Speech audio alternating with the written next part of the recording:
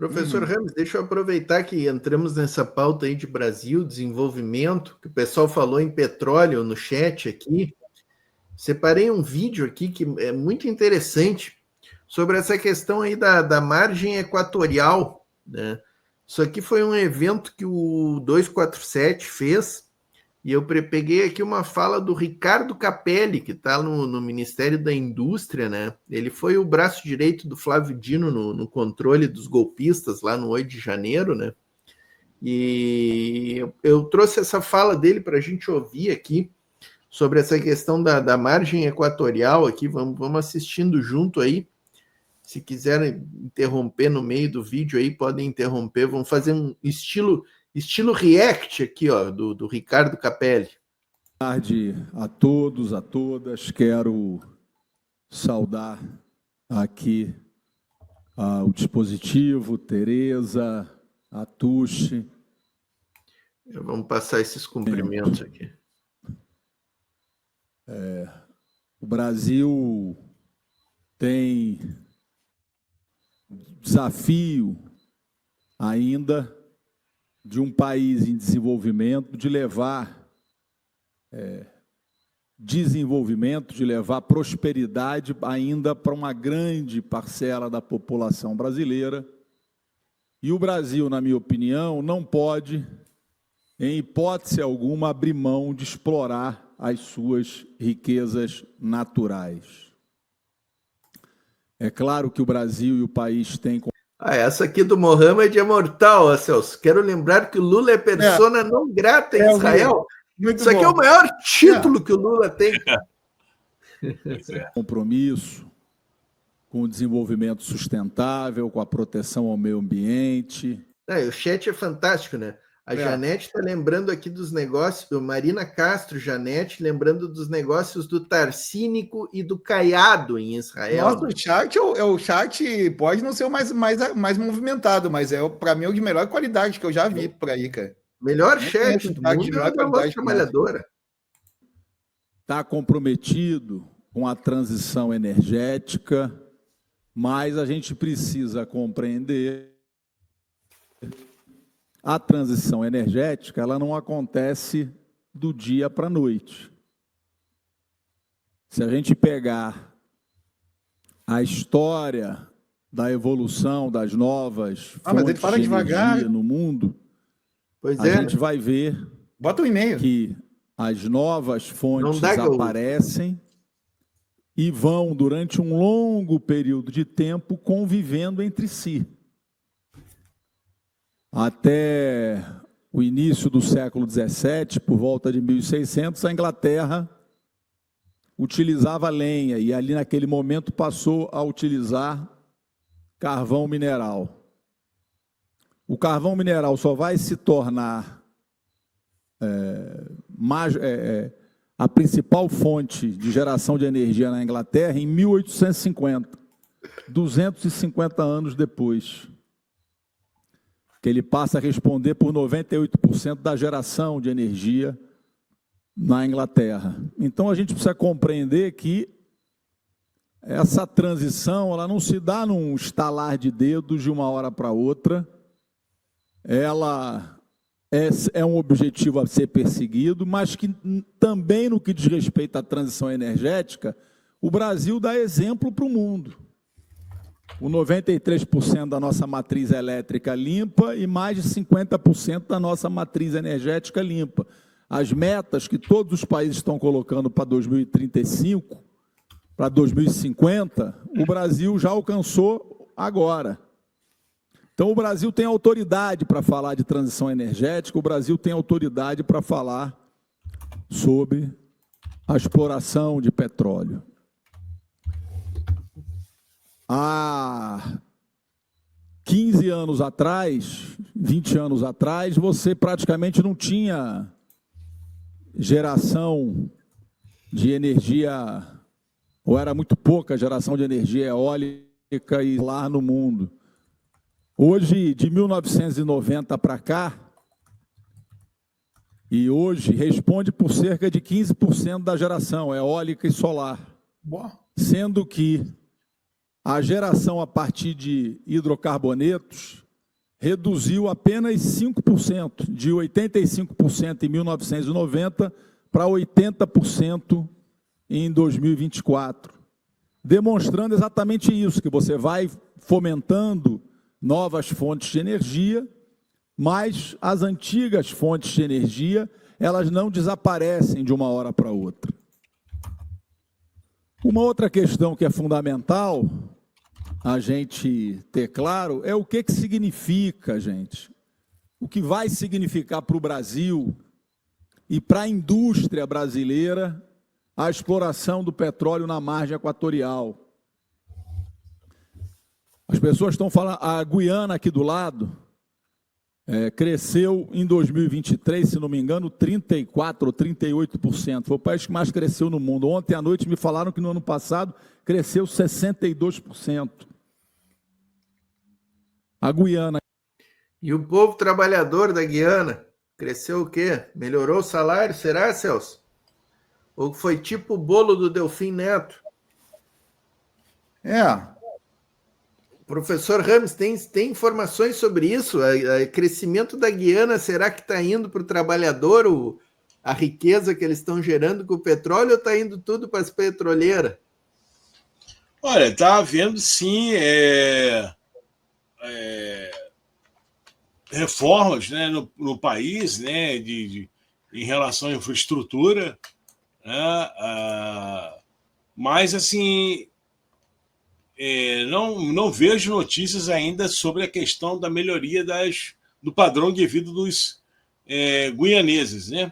Então, eu creio que a gente vai ter que esperar um pouco para a gente ver se essa riqueza realmente está sendo distribuída para a população, se o país está tendo progresso social, né? Porque não basta ter o progresso técnico, né? Então, eu creio que a gente vai ter que esperar um pouquinho para ver se esse petróleo realmente está sendo... Mas as refinarias não são tudo estrangeiras? As refinarias não, como é que chama? A Guiana é britânica, né? É British, como é que é? Eu acho que é tudo lá, é Shell, é Texaco que estão explorando lá, não é? Ali eu acho que Sim. É mais a British Petroleum, que eu acho que é British Petróleo, que é da Inglaterra, né? Que é uma das maiores petrolíferas aí, né? Pelo menos no Brasil, a Petrobras é 50% do Brasil ainda, né? Ainda. Sim. Sim. Imagina. Alô? Não, vai, professor. Sim. Não, a Petrobras é internacional, a empresa mista nacional, O governo fiz essa pergunta, professor Ramos, porque na semana passada a gente desmascarou aqui aquela falácia do milagre econômico dos militares de 64, né? O crescimento que o Brasil teve, o milagre econômico e o povão, ó o povão aqui, ó. O Médici falava, né? O Médici falava, a economia vai bem, o povo vai mal, né? Exato. O Médici falou isso, ele mesmo admitiu. E não podemos esquecer que quando os militares saíram, o Brasil estava profunda crise. Pois é. Recessão profunda. FMI. Saques, o FMI, os saques, né, nos mercados, né? Exatamente. Isso. O pessoal mais novo se esquece, né? Hiperinflação, que foi uma das maiores da história. Nem viu, o pessoal mais novo. O pessoal não sabe disso. Eu até comento, né, com os meus alunos. Fora outras questões, né, como a violência humana. O arroxo salarial, a total ausência de políticas públicas, né? O retorno da dengue. Foi um horror. O retorno da dengue foi por causa da ditadura também, né? Então, em 86, 85, 86, né? Então, assim, a ditadura ela saiu pelas portas do fundo porque deixou um legado de desastre econômico muito grande. A crise da dívida externa, não podemos esquecer disso, os acordos com a FMI, recessão, hiperinflação, né? Então foi assim, um legado muito negativo e que levou o Figueiredo, né, a sair pelas portas do fundo, né? Não passou a faixa presidencial e preferiu sair pelas portas do fundo. E ele disse, né, aquela famosa frase, né? Eu prefiro o cheiro do cavalo ao cheiro do povo, né? Ele falava isso. Verdade. E ele cumpriu, né? Que saiu pelos fundos do Alvorada. Direto para a lixeira da história.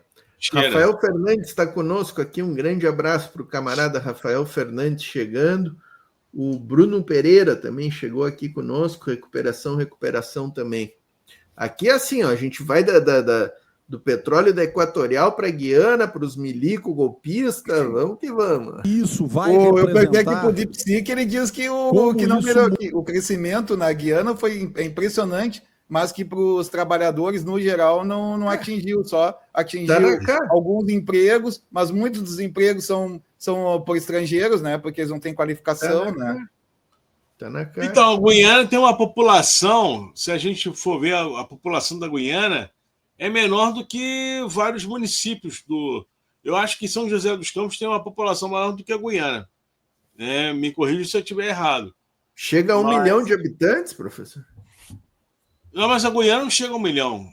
A Guiana tem menos de 1 milhão. A não ser que tenha tido migração recente por causa desse boom do petróleo, né? Sim. Então pode ter tido, mas a população do Guiana não chega a 1 milhão. Não chega, 800 mil, professor. 800 mil. Então, Duque de Caxias, aqui no Rio de Janeiro, na Baixada Fluminense, Duque de Caxias tem população maior do que a Guiana. Muda todo o arco norte do Brasil. Isso muda o Amapá, sim, isso muda o Pará, isso muda o Maranhão, o Piauí, o Ceará e o Rio Grande do Norte. Cria um ciclo de desenvolvimento naquela região, que é uma das regiões mais pobres do país. A gente está falando, e aí é um estudo da CNI feito sobre a margem equatorial, o impacto na indústria, em toda a cadeia produtiva dessa indústria, toda a cadeia de fornecedores. A gente está falando da possibilidade de geração de mais de 3 milhões de empregos nesses estados. Opa! A gente está falando de um acréscimo do PIB, no PIB desses estados, de 778 bilhões de reais. A gente está falando de um acréscimo, só no que diz respeito a tributos diretos para esses estados, de 46 bilhões de reais. A gente está falando de um acréscimo no que diz respeito a royalties de 36 bilhões de reais.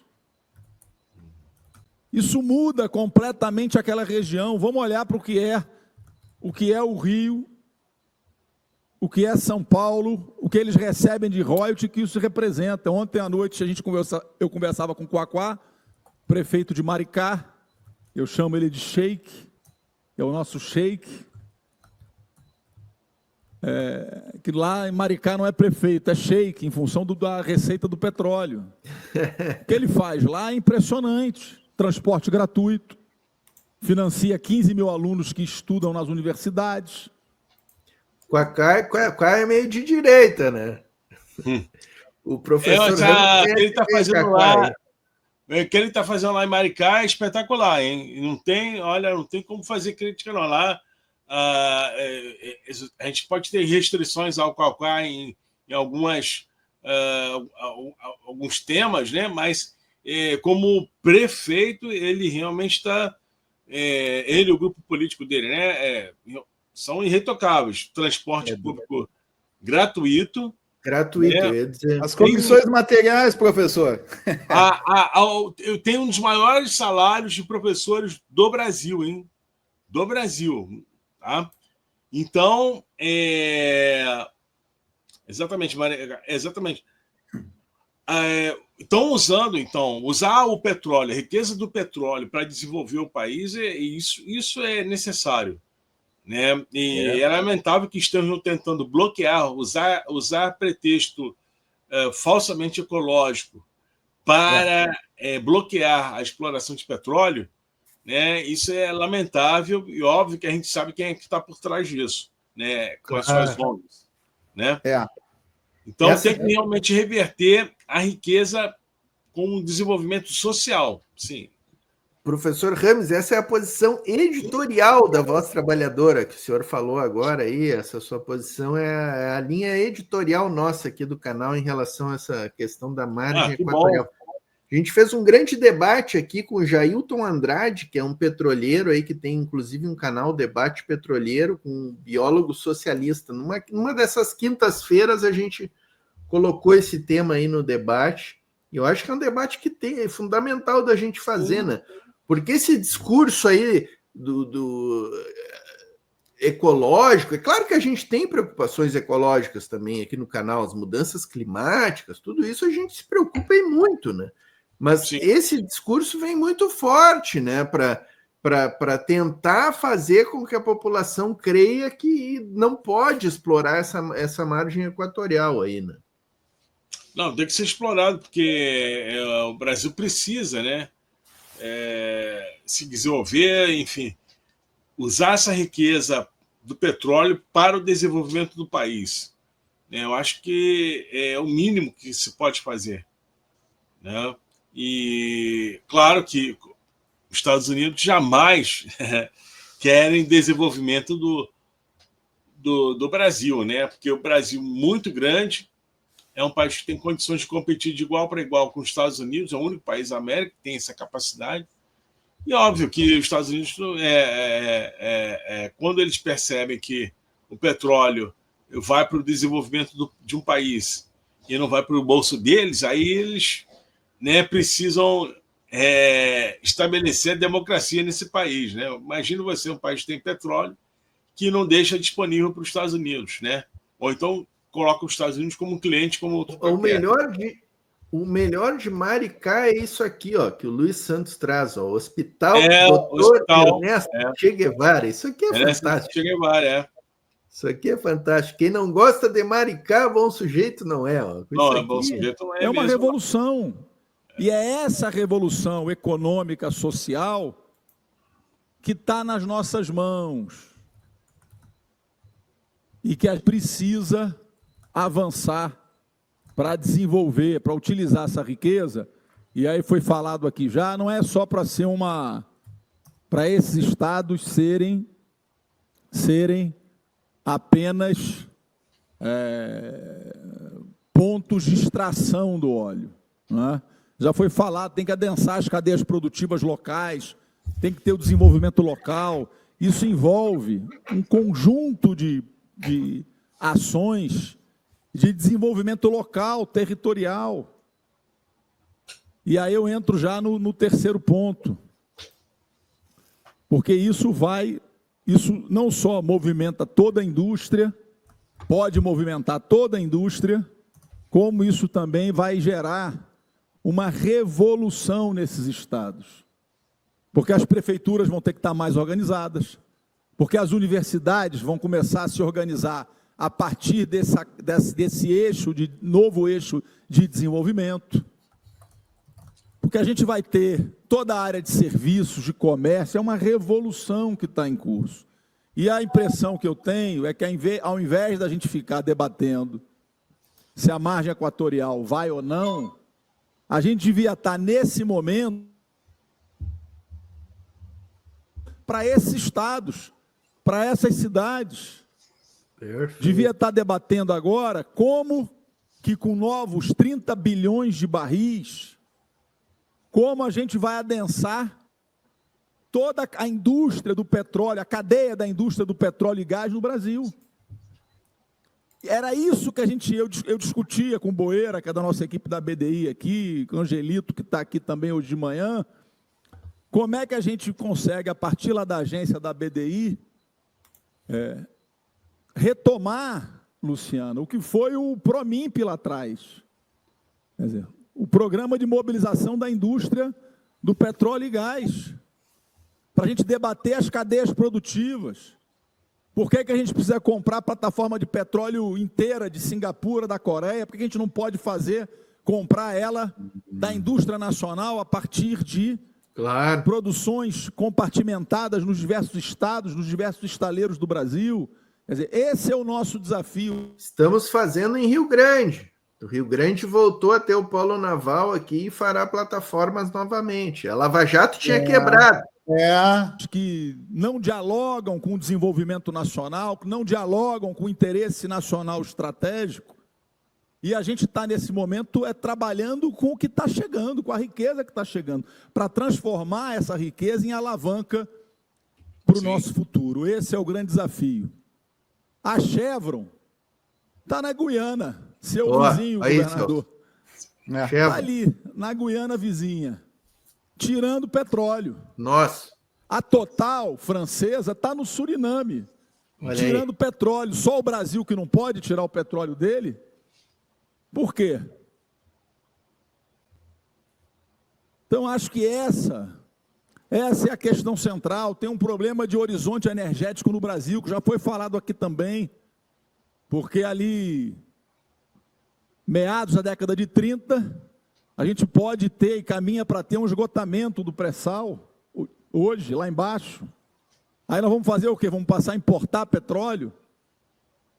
É isso. Então, acho que esse é o nosso desafio central. Isso tem a ver com a indústria, porque isso estrutura cadeias grandes, importantes no Brasil, e é a principal riqueza que o Brasil tem. Outro dia eu vi um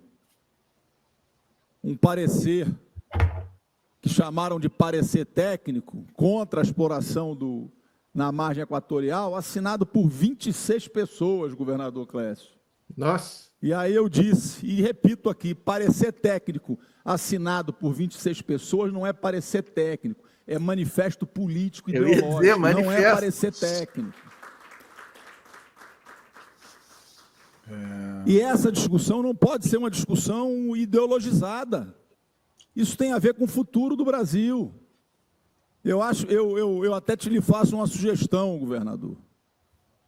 Devia pegar essas 26 pessoas que assinaram esse parecer, porque às vezes é fácil você na sua casa, confortável, né, no Sudeste ou aqui em Brasília, assinar esse parecer, mas levar essas pessoas para morar uns 15 dias, um mês, lá nas regiões mais pobres do Amapá, para eles verem na pele qual é a realidade das pessoas que moram lá e o que essa riqueza vai representar para a vida de milhões, de quase 30 milhões de brasileiros que moram na Amazônia.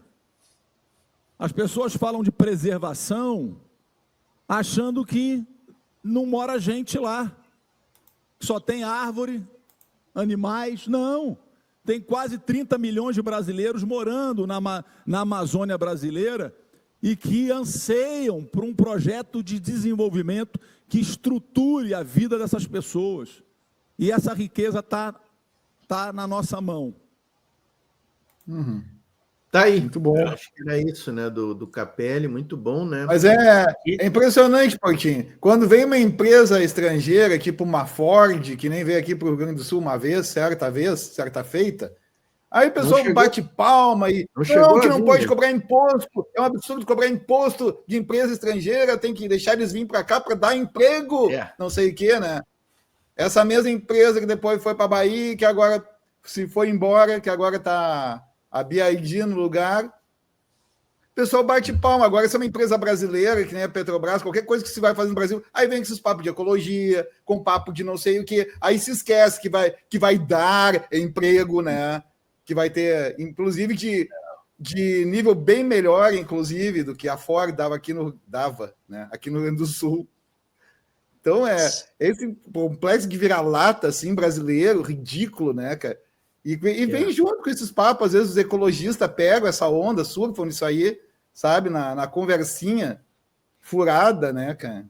Não, mas é o que o professor Rames falou, né, cara? E essa turma aí, ela tá altamente financiada pelas think tanks aí, estadunidenses, defendendo interesses que são... É verdade, eu falando assim, eu sou ingênuo, na verdade, eu estou sendo ingênuo, na verdade, isso aí tem dinheiro atrás. Se tu pegar os ecologistas sérios, como o professor Padula, que veio no debate conosco, um biólogo, um cara que é professor de biologia, e deu o depoimento dele aqui, deu o parecer dele, né?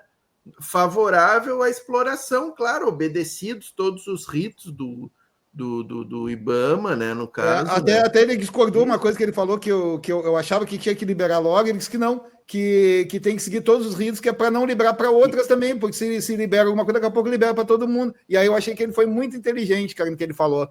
Porque eu estava naquela que tem que pressionar a Marina, tem que pressionar o IBAMA, e ele acha que não, cada coisa acontece ao seu tempo, né? Só não dá para empurrar para trás, né? Professor Ramos, esse foi o melhor momento desse nosso debate. Era um biólogo que estava aqui conosco, né, o professor Padula, e ele disse isso, professor Ramos: eu quero que o IBAMA coloque todas as dificuldades possíveis e que não seja tão rápido o processo da exploração, para que só a Petrobras consiga atender, porque só a Petrobras vai conseguir atender as exigências do IBAMA, que são importantes, são bem rígidas, porque a Chevron, as Texaco da vida, as British Petroleum da Inglaterra não vão conseguir atender, não vai dar lucro para eles com as exigências do IBAMA, e para a Petrobras vai. Então foi sensacional essa fala dele. Torcer, né? Professor Ramos, vamos liberar o senhor está cansado aí, eu acho, né? Estou vendo aqui.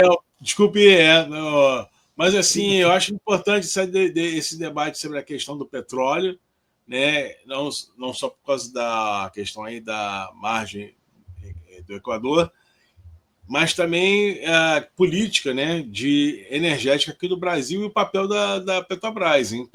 Petrobras tentaram destruir a Petrobras, não conseguiram, felizmente, mas arrancaram. Ia falir, né, professor? Ia falir a Petrobras. Isso aí. Mas eu vou ficando por aqui mesmo. Maravilha, Luiz, Celso. Muito agradecido aí pelo convite. A gente que agradece, professor.